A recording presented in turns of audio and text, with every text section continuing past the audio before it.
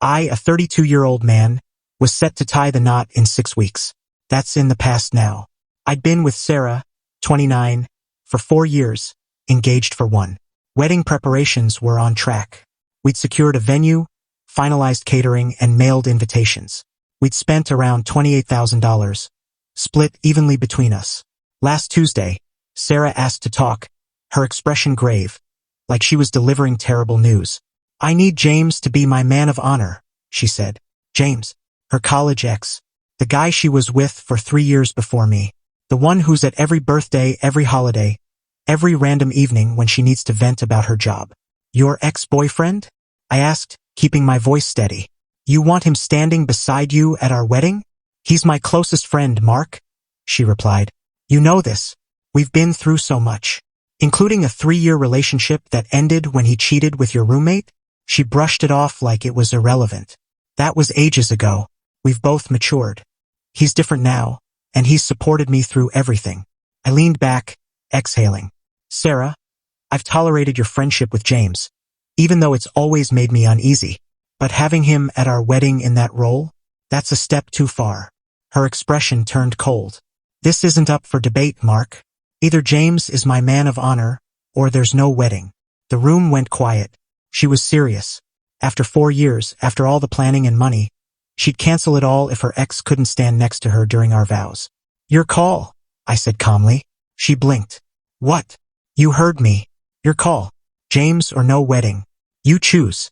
"I already told you my choice." "Fine." I stood. "No wedding then." "Mark, hold on. You're overreacting. You're the one canceling our wedding over this." "No, you're the one making this impossible. You said James or no wedding. I'm just respecting your decision." I walked away, heading to my study to start unraveling everything. Update 1. 3 days later. Ultimatums are funny. People who make them rarely expect you to follow through. Sarah called me 12 times that night. I didn't pick up. I was busy. First, the venue, a stunning old estate. The manager was kind when I explained. Since we were just outside the 30-day cancellation window, we got 60% of our deposit back. Not ideal, but something. The caterer offered a 50% refund. The photographer was generous, returning nearly everything minus a small fee. The band wouldn't refund but said we could reschedule the booking. I told them to hold the date for now. By 2 a.m., I'd contacted every vendor. Then came the tough part, the guests. I wrote an email.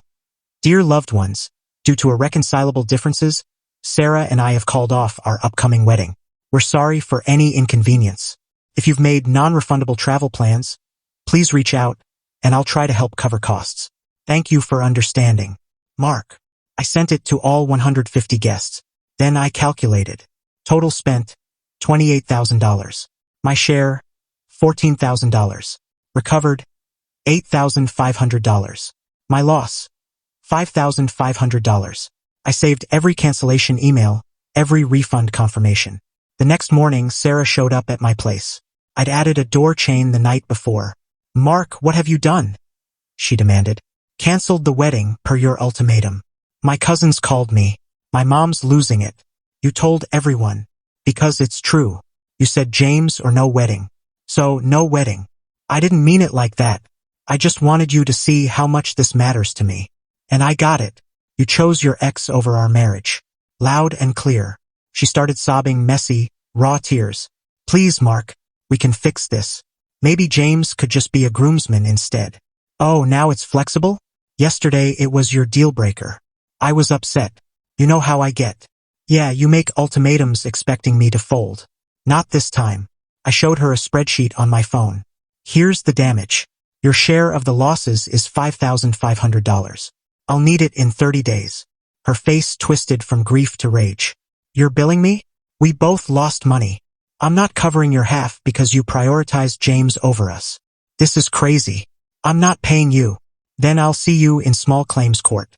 I have receipts, emails, and texts proving we split costs evenly." She stared, stunned, then stormed out, slamming the door so hard the chain shook. Update 2. 1 week later, the fallout escalated fast. Sarah's mom, Karen, called. I'd always liked Karen. She was grounded. Not anymore. "Mark, honey," Sarah told me everything. "This is a misunderstanding. No misunderstanding, Karen.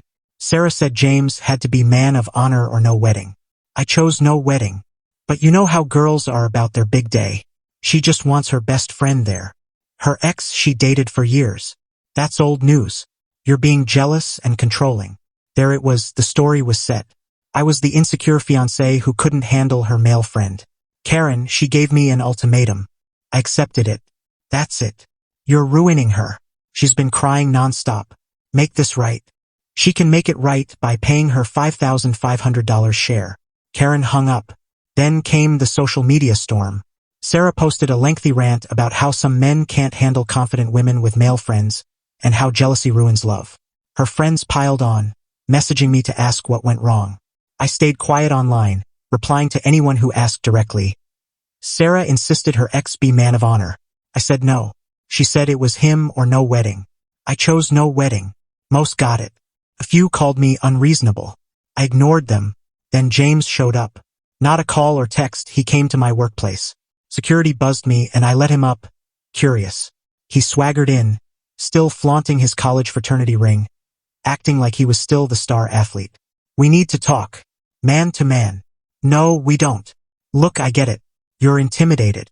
But Sarah and I are just friends. Nothing's happening. There's no wedding, James. Don't be like that. You're throwing away something great over ego. Ego? She chose you over our marriage. She chose friendship. That's what adults do. I laughed. Adults don't demand their ex stand beside them at their wedding. You're pathetic. Man up and let her have this. Let me clarify, James. The wedding's off. Vendors notified. Guests informed. Deposits gone. It's over. His confidence faltered. You actually canceled everything? Yep. How much did you lose? About $11,000 total. I'm billing Sarah for her half. He paled. Her half? She's gotta pay that. Why do you care? He didn't answer, but I saw it click. Oh wow. She asked you for the money. Didn't she? His silence confirmed it. That's incredible. She wants you there so bad she's hitting you up to cover it. How much? 5 grand? 6. He stood abruptly. You're a jerk, man. She deserves better. Then she should marry you. Oh wait. She tried that and you cheated. He stormed out. Update 3. 2 weeks later, the James situation blew up predictably. Sarah called, screaming so loud I held the phone away. You told James about the money? I didn't tell him. He figured it out when he realized your ultimatum had consequences. He's saying he can't help with the costs. He was going to cover my share. I nearly spat out my drink. Hold on. You expected your just friend's ex to pay for half our canceled wedding. He offered to help because he felt bad. About the mess you made by demanding he be man of honor? You canceled everything. This is your fault. You said James or no wedding. I just followed through. If I'd let James stand there, what's next? Him tagging along on our honeymoon as your emotional support buddy? Moving in when he's got girlfriend drama? Where's the line, Sarah? Silence. Then softly, you don't get our friendship. You're right. I don't get tanking our future for an ex. I wasn't tanking it. I just wanted. You wanted it all. Me as the dependable guy paying half the bills. James as your emotional sidekick. Pick one. How dare you? Pay me my $5,500. You've got 2 weeks. I hung up. The next day, a stranger called. James's girlfriend. Emily. Is this Mark? Yeah. I'm Emily, James's, well, ex-girlfriend now. I wanted to thank you. Thank me. I've been uneasy about him and Sarah for months. When he came home ranting about wedding costs and you being unreasonable, I checked his texts with her. Let's just say they weren't just friends appropriate. I ended it. I'm sorry you went through that. No, you helped me see the truth. Also, Sarah's been telling people you were controlling and abusive. James is backing her up, saying you isolated her. Of course they are. I can set the record straight. I have their texts. Not explicit, but definitely an emotional affair. Thanks, but I'm good. The people who matter know the truth. She laughed. You're taking this better than I would. I'm just done. 4 years of competing with her ex was enough. You dodged a bullet. Any woman that obsessed with her ex has problems. Sarah's last move came via her dad, John. John and I got along great. We'd watch games together, and he'd helped me with car repairs. So when he called, I answered. Mark, can we grab a drink? We met at a bar. He looked worn out. I'm not here to change your mind. I just want to know what happened. I laid it out. The ultimatum, James, the cancellations, the money.